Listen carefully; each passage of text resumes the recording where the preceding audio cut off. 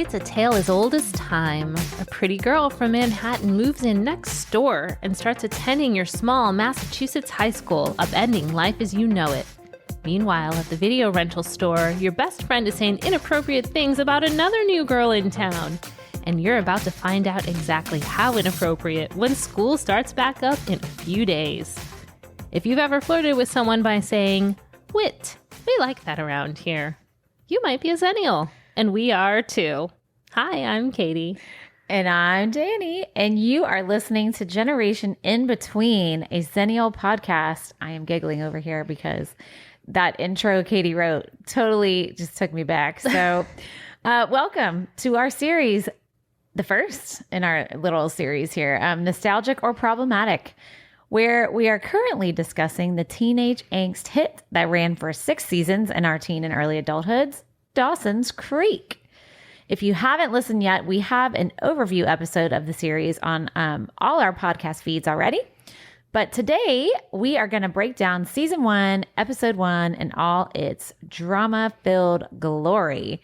So as a reminder, the two of us are rewatching Dawson's Creek on Amazon Prime, but you may be able to find it other places too if you would like to rewatch. Yes, and just to acknowledge, we got some feedback when that overview episode went up, people saying you've never watched it before, or you don't really follow the actors, you're not really into it. But I hope you'll still stick around and listen to this episode, because whether you've seen the show or not, we're going to summarize it so you won't be lost.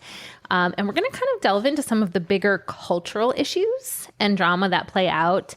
There's just a lot of things about life at that time, particularly at least in our teen and college age years and in America, that I think a lot of people can really relate to. You will want to stick around for the drama. Believe me. Yes. So much. So why don't we go ahead and start with the official summary of the episode? Spoiler alerts ahead. So go ahead, Dani. Yeah, spoiler alerts probably for every single one of these because we have to say all the things to talk about them. Absolutely. So if you're going to rewatch with us, watch it before you listen. Or if you are one of those people who likes to know spoilers, some people like to know ahead of time. If you're one of those people who reads the last page of a book before you read the first. Yep. Or if you're my husband and you look up the synopsis of the movie before you go see it in the theater. If you're that, you might want to listen to this either first. way, whatever works for you. So, okay, here is the short tagline for season 1, episode 1. Dawson and Joey's already changing relationship is further strained by the arrival of a mysterious girl. Ooh. Yes. But that's the short little bit of it, right? So then there's this longer synopsis that I found on this very cool Dawson's Creek wiki site. There's a fandom part. It's very cool. Love. And the little bit longer synopsis says, emotions in motion. I mean, already... I'm here for it. At the onset of their sophomore year of high school, Dawson Leary and his best friend Josephine Joey Potter battle with the knowledge that their lifelong friendship may be changing. Adding to Joey's confusing emotions is the arrival of the radiant Jennifer Lindley, who appears to be the girl next door, but has an air of mystery surrounding her as she harbors a dark secret from her past. Rounding out the clique is Pacey, whose gift for sarcasm is topped only by an overconfident knack for stumbling awkwardly, unprepared into adult situations. Dani's rolling her eyes. I know. Yeah. And you'll see why. I know. So that still kind of didn't tell us a whole lot. No. So just in layman's terms, Dani, what's happening in this episode? Well, we'll get into the nitty gritty of it in a second when we talk about our little thoughts from the show. So basically, or should we just jump right in? Yeah, let's just jump in. So I was telling Katie before we filmed, why do I always say filmed? I mean, it's coming. I know. Before we started recording, I was like, when I rewatched this, because I rewatched this a while ago, like weeks ago, and I took notes so I would remember when we recorded what I was watching. But as I wrote down my little thoughts, I would put in the margin of my notebook either a smiley face or a frowny face next to the thought. So I will tell you, there were more frowny faces for this episode than there were smiley faces. Uh-oh. Yes. It does not remain like that for the rest of the season. Right. But this one, yes. Ooh. Yeah. So I don't even know how to go about dissecting. I don't know how did you take notes, or did you just write down? I kind of nothing? didn't. Yeah, I just kind of have. I have no smiley faces, no frowny faces, just the old memory bank. Well, okay, so we kind of gave the synopsis, right? But last episode we talked about, Dawson. He's the main guy, and then Joey's like his kind of sassy friend, Right. Who, and I think we'll talk about this in this episode. We're already starting to see sort of some cracks in the friendship because of, what the show is attributing to hormones. And boys and girls can't be friends and that sort of thing. They're 15. Okay. So, all right, we'll start off with my first frowny face. Okay. Frowny face. It happens in the first 5 minutes. So in the first 5 minutes, I was like, for real. So they're 15-year-olds. Okay. They've been friends their whole lives. Correct. Okay, great, wonderful. I am a firm believer in 100% platonic friendships. Agree. Although, they're having a sleepover in the same bed at 15. Yes. These are two kids who presumably are attracted to the opposite sex, right? Yeah, that's the way it's set up, at least. Yeah, that's the way it's set up, and remains to be true the whole season. It does, yeah. Okay. They're going to be high school sophomores, and they're having a sleepover in the same bed. Now, listen to me. I do not care if you have been friends since childhood, right? And your parents are super cool, like Dawson's. This is a no-no for me. Like, yeah, this was a frowny face. That's ridiculous. Like, yeah, like, I'm sorry, you are not mature enough yet to be able to handle that. When you are older, fine, but you are 15 years old. Yeah. That was definitely, and again, like you said, first 5 minutes. So this is how people get hooked on this show. Which, of course, when I was 17 watching this, I was totally intrigued. Of course. Right? I was like, oh my God, they're so cool. Like, right. And I guess, so if the writers were trying to kind of prove the point of platonic things happen, don't be shocked, they kind of mess up later. Right. When they don't stay right. platonic friends. Well, and sexual tension is a big deal in this show, but it's a big deal when you're a teenager. Like, I was sitting there watching it like, why are they always talking about sex? And I'm like, oh, because they're teenagers. Like, that's valid. Yeah. So a smiley face, though, that I had very early on in the episode is the nostalgia this brings back for me with the music, first of all.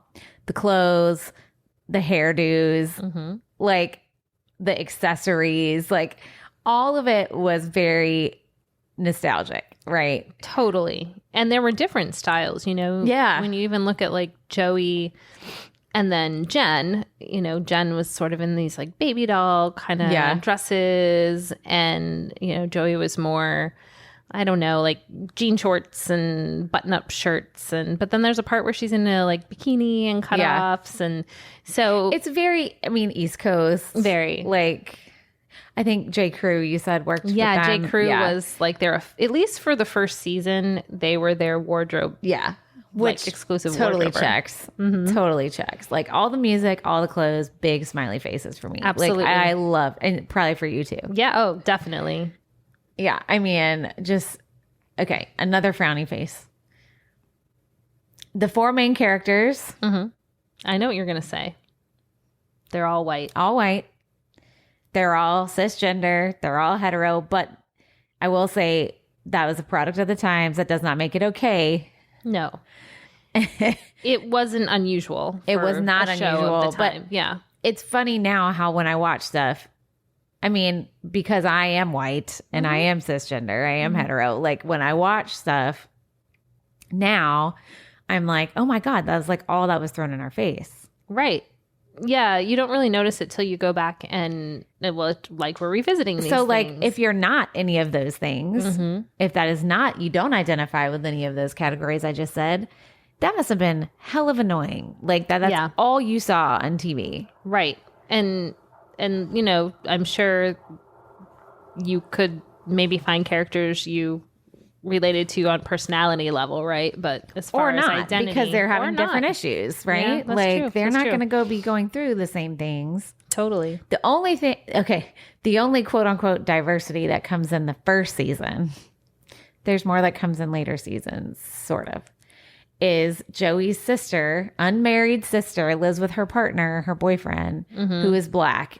And she's pregnant. And she's pregnant, and it's made, we'll talk a little bit more about this in a minute. It's like this big, like, taboo thing. Yeah. Which is ridiculous. And they're just sort of portrayed as like outcasts and like, yes, they don't have a lot of money and like all of that. And it was just kind of, yeah. Right. Yep. So that was a big frowny. That's a big frowny. But that's like the 90s and 80s were big frownies on that. In general. In general. Yes.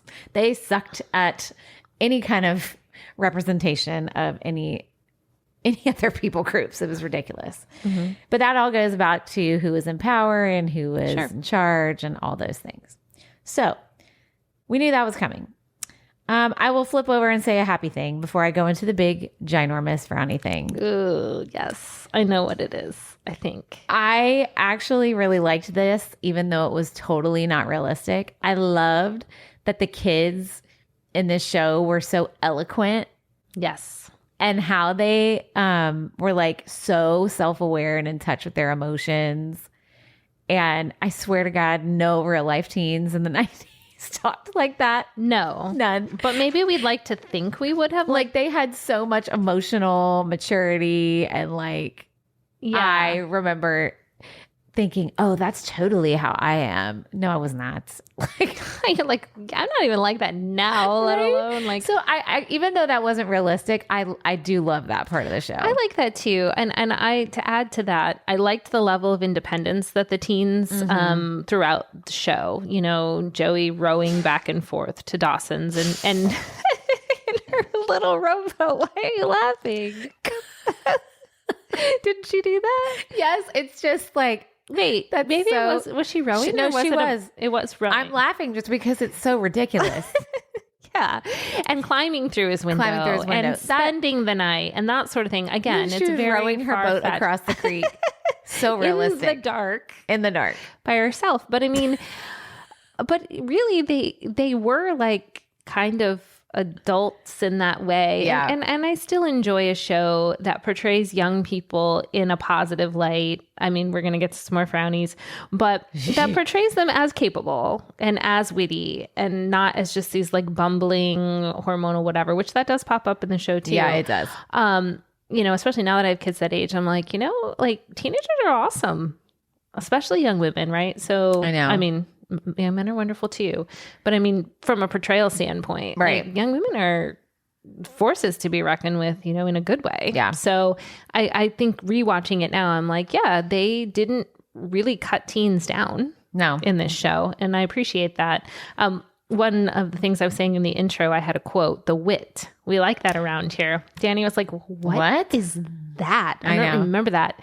But that's because, as you all know, I am a Dawson stan. Yeah. I love Dawson. She didn't like Dawson. Dani didn't like Dawson. She thought he was annoying. In fact, that's one of my frowny faces. I said, I forgot how irritating Dawson was. So that was a quote that he said. We like that around here to Jen when she, I guess I should have written down whatever she said, something she did or said. And it was his way of kind of like flirting with her on a higher level. You don't think he was, you know that meme of him crying? Yeah. That was him the whole show. He was always whining and complaining about stuff. Brooding. He was a brooding young man. It drove me crazy. Yet I still loved the show because I loved Pacey. Anyway, sorry. Yes. Katie loves, I'm not going to hate on Katie for loving Dawson because lots of people did. Mm-hmm. And look, Dawson now has like 5 or 6 children. He does. And I mean, he lives like on a farm or something. But like, I'm like, see, like similar lives. I think it wasn't that. I don't think I ever had like a crush on Dawson. I liked his character. I liked his wit. I liked what he was into. Like I think of all the characters, I identified with him the most. Oh. Sort of like this. So I was very whiny and irritating and probably still You're very brooding. But like his just like creative brain and like how he was always trying to like look outside what was in front of him and look outside the box, but at the same time was very accepting of his friends. I don't know. I just have always identified with him as a character more that than like, oh, he's so like hot or whatever. Like Pacey's obviously the hot one. Of course. Okay. But or obviously Joey, you can see where I was at. Yeah, exactly. Pacey and Joey, those are the only 2 acceptable answers for the hot ones. But That's why I think I liked him as a character. I thought Jen was more attractive as a female. I mean, she's beautiful. I think because to me, she was more unique looking. That's true. Like to me, I mean, obviously Joey is beautiful, but she looks like lots of other girls I went to high school with. And I think in both cases, they did a good job with the two leading women to make them not look so cookie cutter. Yeah. Because they both have sort of unique looks, but I know what you're saying about Katie Holmes, the actress who plays Joey, kind of being like that girl next door. She might go to your high school, which she's supposed to be. Yeah. And they did a good job on that. Because sometimes they'll have like the girl next door who literally does not look like, and that's fine for her to look however. Oh, right. But I felt like she was a convincing one. Yeah. And like you said, Michelle Williams, who played Jen, I love that there was a Jennifer in this show, by the way. There was. Hello. Jennifer. Okay, so that was your smiley. All right. And now we got to get to a big here comes. frowny. All right. So the biggest, grossest thing that I knew going in, I just didn't realize it was right away in the first episode. Huge problematic element. Although at the time when I watched this, I remember it being shocking, but it didn't rub me the same way as it does today. Yes. Same. Part of this plot line, and like we said, there's going to be spoilers for other episodes as well.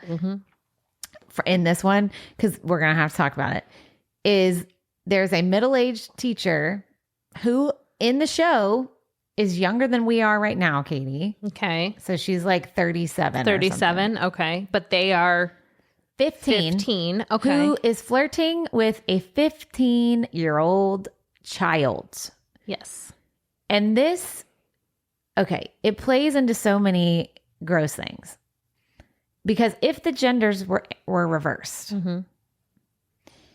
that never would have flown on network TV. No, never. Inappropriate. Because it is not written as some like Lifetime movie, like pedophile attacking a student.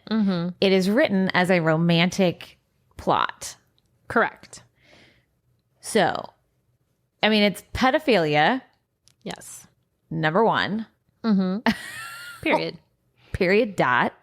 It's also patriarchy and misogyny wrapped into one because it's a double standard that this 15-year-old boy is supposed to be looked at as more of a man than a 15-year-old female would have been looked at. Right. And in both cases, they're children. Correct. Right. In both cases, they should not be held to an adult standard. Correct. And also just that it's somehow less bad or not bad at all if it's a woman that's doing the predatory behavior. Right. And she's not even seen as a predator. Right. Until it is addressed in later episodes, sort of, but not the way it would have been if her character was a male. Like if let's say it was Joey and a male teacher instead of Pacey and a female teacher. Right. That would not have flown. But for some reason, and like I haven't researched this much to see like what ended up happening like I don't remember like a lot of hoopla about it. I'm sure there must have been. Yeah, I'm sure there were at least conservative groups that were complaining about it, let alone I don't know. Let alone just like common sense media stuff. Right. You know, where it's like and were there feminist groups, you know, complaining about it? I'm sure there were. I'm sure there were. But we were teenagers, so we weren't looking for those. And it wouldn't have been as well. Like, I feel like nowadays I could probably go on TikTok and if the show was coming out now, and I would see a lot of people pointing that out. And maybe even as a teen, I would be like, oh yeah, that's really messed up. But there was nothing like that. You just watched it and you talked about it. Oh my God, did you see like the teacher and Pacey and blah, blah, blah, you know? So that's a big frowny face. And it's, again, as Dani mentioned, it's not just this episode. It's a continuing storyline. The whole first season. Moving forward. Almost, yeah.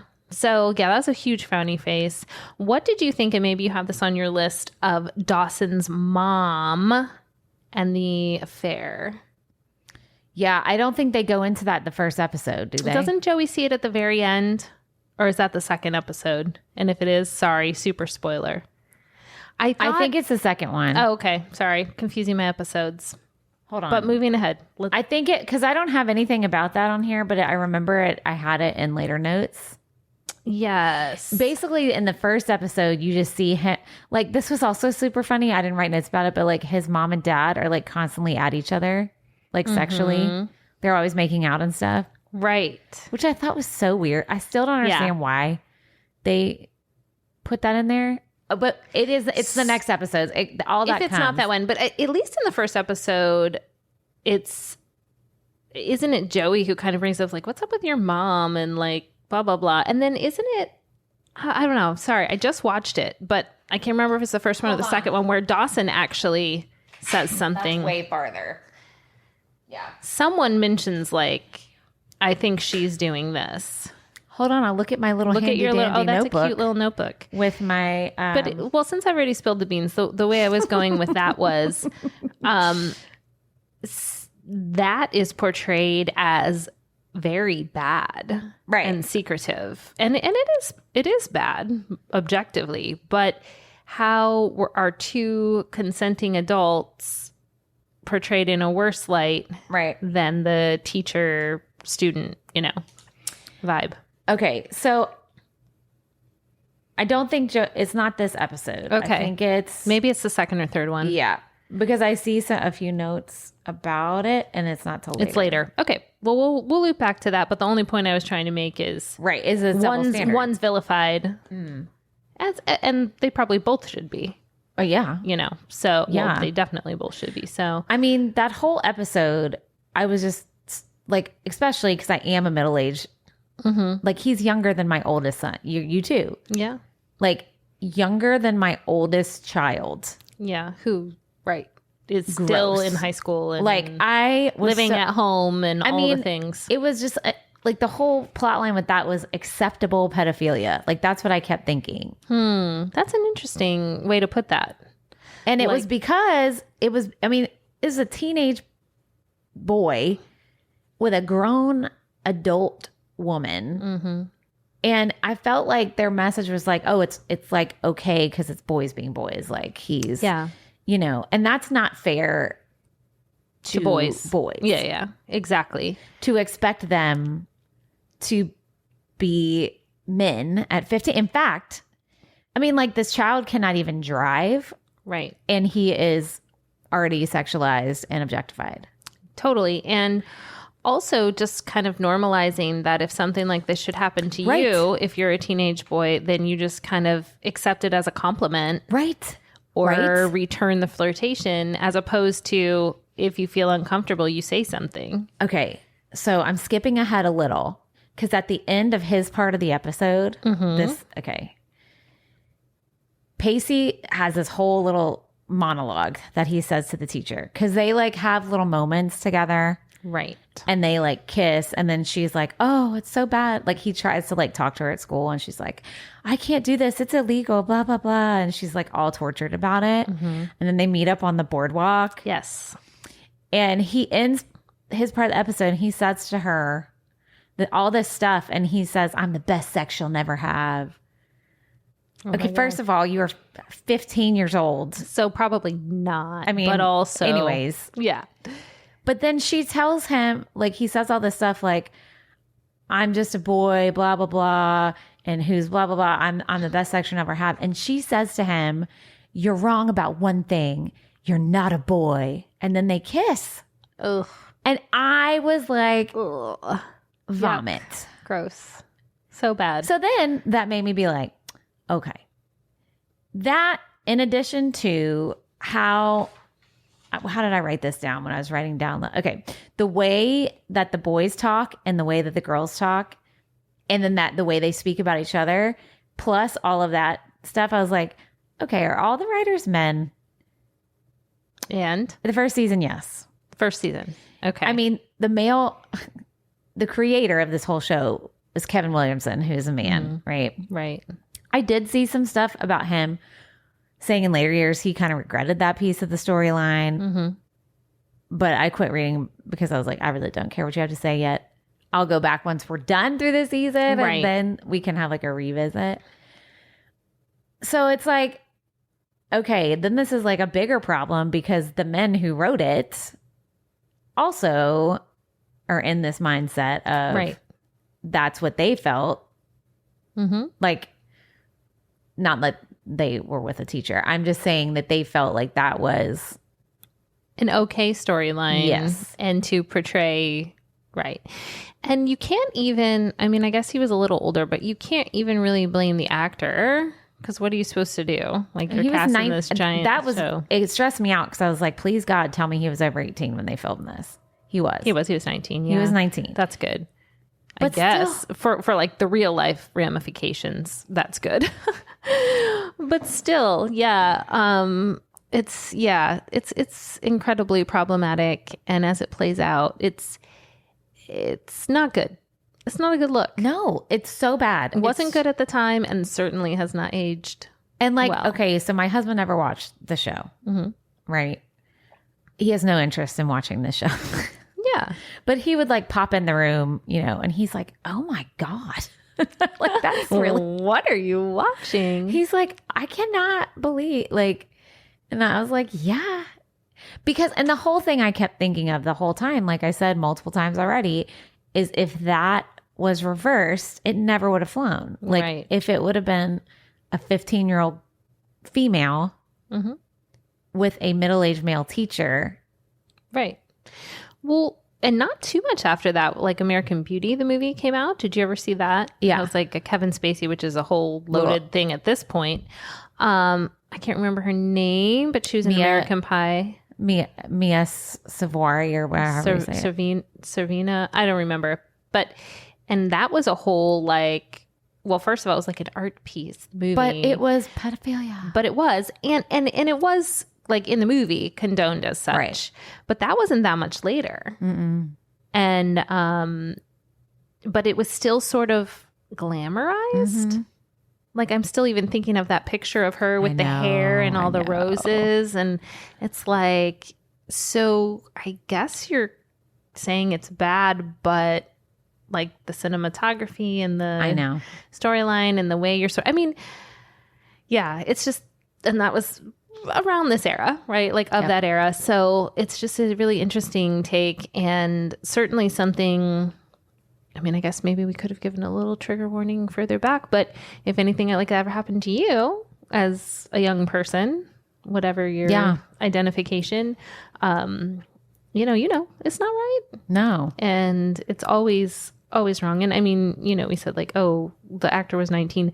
I mean, come on, kids are still kids. Like, He's still, like you might legally on a piece of paper say this, but if you're a 22-year-old and a 40-year-old is hitting on you, there's something wrong there. Yeah.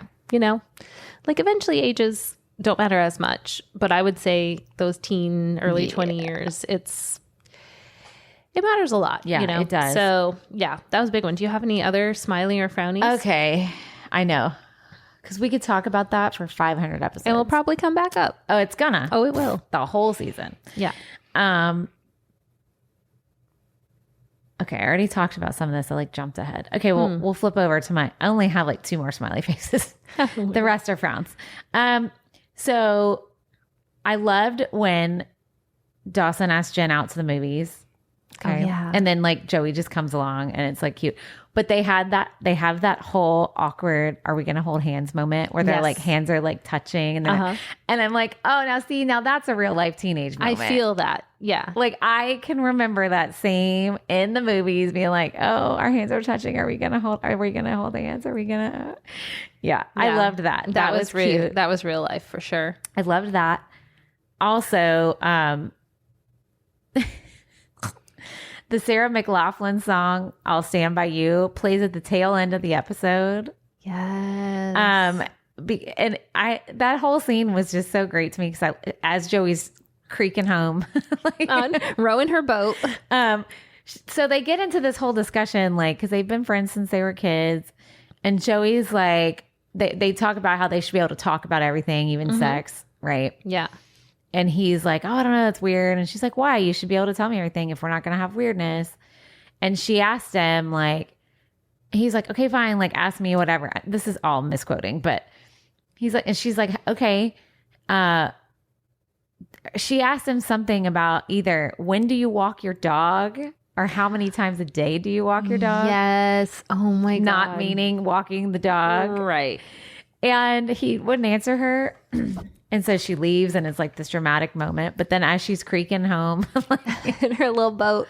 that song starts playing and he yells out the window like, he's like, every morning while I'm watching Katie Couric or something like that. Yeah. And it was just, I just thought it was so hilarious. It's just, so funny. And I mean, that's honestly smart writing. right. Again, like now that I'm watching, I don't really want to hear about this person that's supposed to be a teen boy walking the dog. But when I was age appropriate, Right. it was funny. Well, and it was like, you know, this was the 90s. Like, and I feel like teens were not very, like, it wasn't openly talked about as much as it is now and Right. acceptable. There was still a lot of, you know, weirdness. Totally. I think for a first episode, obviously some pretty problematic things and some nostalgic things.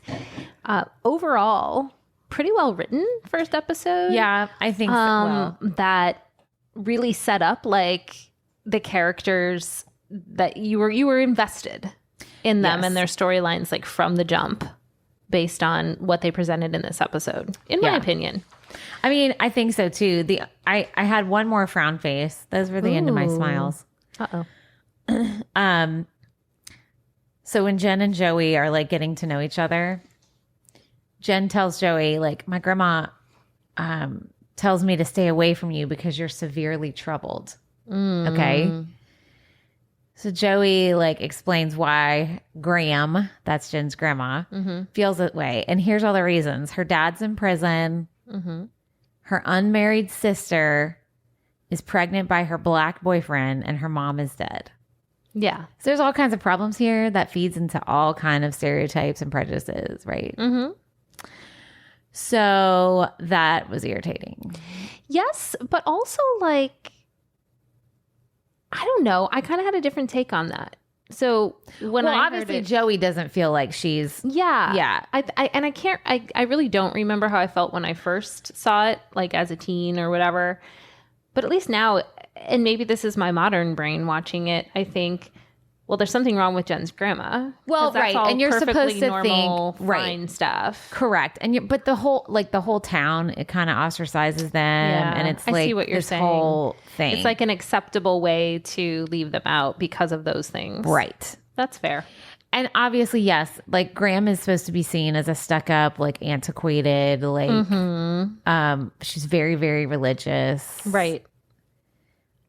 But also this is like an overlying theme throughout that like they're on the outskirts of society Right. because of all those things. Yeah. Right. Yeah. So it just kind of feeds into like, Totally. Like that it's okay to treat people that way. yeah. Or as you mentioned, like stereotypes, just Right. Like, you know, that there's anything wrong with being a single parent or an Right. unmarried parent. She wasn't single. She had No, a partner, they but just an weren't married. unmarried Yeah. parent, or, you know, that it should be a reflection on the kids if their parents are in prison. And then not to get too far in the weeds, but like, what does being in prison even mean? Oh gosh, I know. Does it mean someone found weed on you once when I you were know. 18? Well, and he Like- had this, I don't even remember his story. They go into it more in later episodes. But his was something like he committed a crime to be able to make money to help his family or something like that. Yeah, So okay. it was like a whole thing. Anyway. Right. But yeah, so my tally Let's hear. was I had more frowns than happies. Okay. So episode 1 was definitely more problematic for me than nostalgic, even though there was lots of nostalgia there. The problematic outweighed just on this first episode. Right. Because we're going to keep going. We will keep going. And if it was too overly problematic, I we would would've not. stopped. I mean, oof, yeah. I have to say, I got into the second season. Like I made it all the way through the first, and then I kept going. Yeah. And I remember really enjoying the second season more. Okay. And I feel like some of the things, well, I won't tell you the whole story about what happens with the teacher, but she eventually leaves town. So that part's gone. But then I liked some of the secondary characters they introduced in the second season. Yes. So that is still accurate. I am still enjoying the second season more than the first. Okay.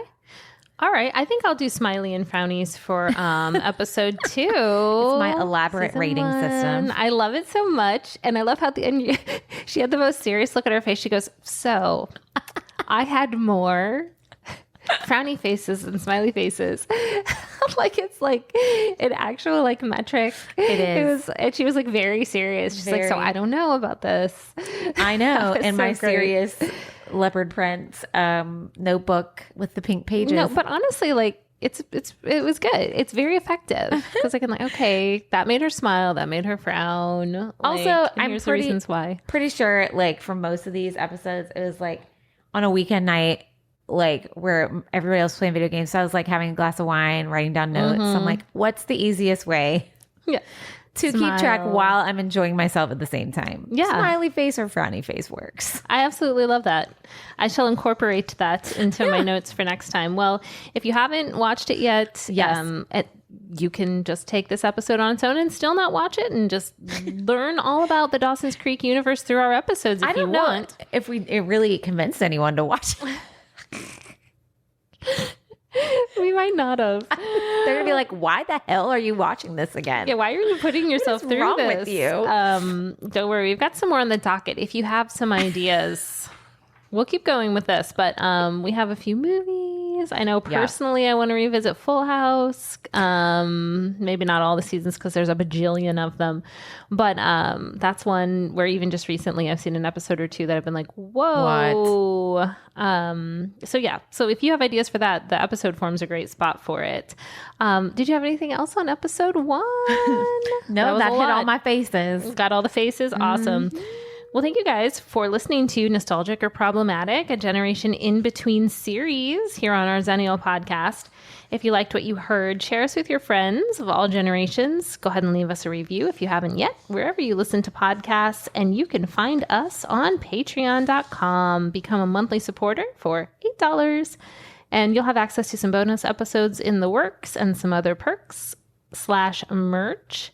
And all of that information is also linked in our show notes. Do you have a good outro line? I already said the line about wit. I know. I can't think too of bad. it. There was another quote I saw from the episode that was like Joey saying to Dawson, we don't do that Harry Met 80s thing, or like Harry Met Sally she was referencing. Did you ever see that movie? Oh yeah, I love that movie. Yeah. So she says some line about that. Well, anyway, that didn't really help because Danny's just looking at me with a blank stare.